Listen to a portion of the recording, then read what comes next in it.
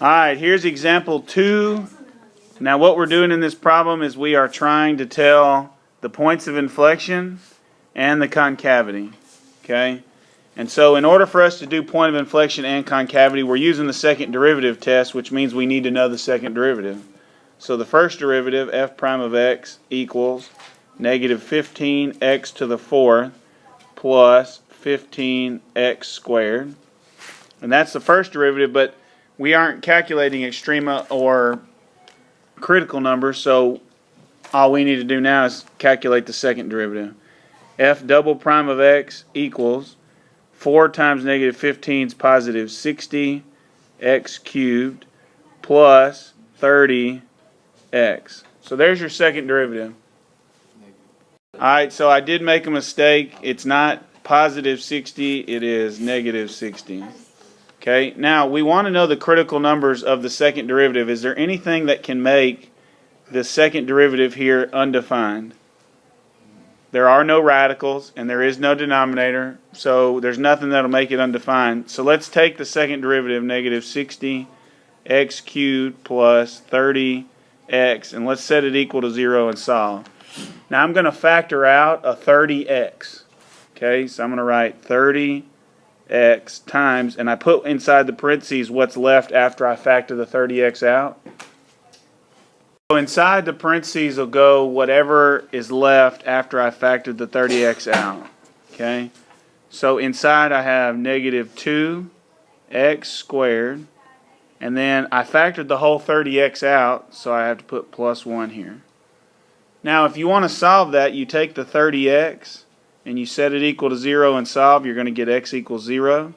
And you also take what's inside the parentheses, negative 2x squared plus 1, and you set it equal to 0.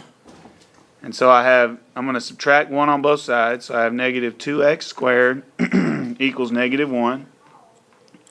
And then I'll divide by negative 2 on both sides. And I have x squared equals 1/2. Square root both sides. And so x equals, what's the square root of 1/2? Plus or minus square root of 2 over 2. Square root of 2 over 2. 2 over 2 is the same thing. So it's x equals square root of 2 over 2, and x equals negative square root of 2 over 2. So your critical numbers, your possible points of inflection are these three numbers. So now what we need to do is we need to draw a number line. Okay? All three of these are separate. We need to draw a number line and plug into the original function. Plug into the second derivative. So let's draw our number line real quick.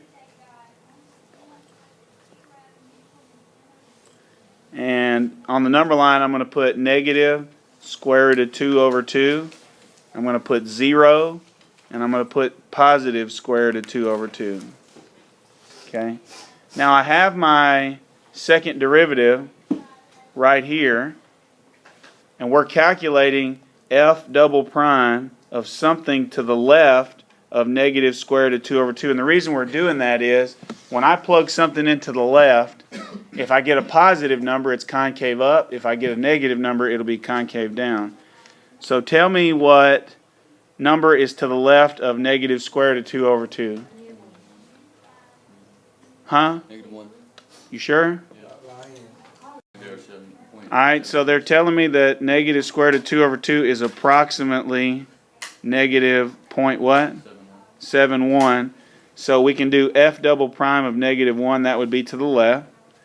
To the right, we could do f double prime of just 0.5. Okay, in between 0 and approximately 0.71, we could say, negative 0.5. We could say f double prime of positive 0.5. And to the right of square root of 2 over 2, we could say f double prime of 1. Now remember, when I plug this in right here, when I plug in f double prime of negative 1, it's not important to me what the outcome is other than I want to know if it's positive or negative. Remember, if it's positive, it'll be concave up. If it's negative, it'll be concave down. Okay, so when y'all plugged in negative 1 into the second derivative, when you plugged it into the second derivative, what was your output? Positive. it was a positive number, which tells me that it's concave up on this interval. When you plugged in negative 0.5, what did it give you? Negative. Negative, which tells me it's concave down. And then positive. And then it's positive again. When you plug in 0.5, your output's positive, which tells me it's concave up again. And then concave down. Yeah, and then you get a negative, and so it's going to be concave down. So if I asked you for the intervals of concavity, you could go ahead and tell it from this right here. Yes, sir. You could say negative infinity to negative square root of 2 over 2, it's concave up. And then from negative square root of 2 over 2 to 0, it's concave down, and so on. Okay? From 0 to negative, from 0 to square root of 2 over 2 is concave up. Right. Now what that tells us is negative square root of 2 over 2 is a point of inflection. 0 is a point of inflection, and positive square root of 2 over 2 is a point of inflection. Okay? Alright, so I provided the graph here, and I want you to see that it confirms what we thought we knew. Okay? From negative infinity all the way to the point of inflection, which is about right here, it is concave up. Okay? And then you can see from that point of inflection to 0, it is concave down. And then you can see from 0 to the next point of inflection at approximately 0.71, it is concave up. And then from that point of inflection on to infinity, it is concave down. Okay, and so you could tell your intervals that from negative infinity to negative square root of 2 over 2, it's what? Up. Yeah, you can see from the graph it's concave up right here. Okay, it's also concave up from 0, so I'm going to put union 0 to positive square root of 2 over 2.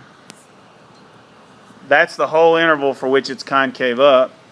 And now if I want to tell the interval for concave down, I could say negative square root of 2 over 2 to 0, union with, picking up right here, square root of 2 over 2, good, to infinity, and that would all be concave down.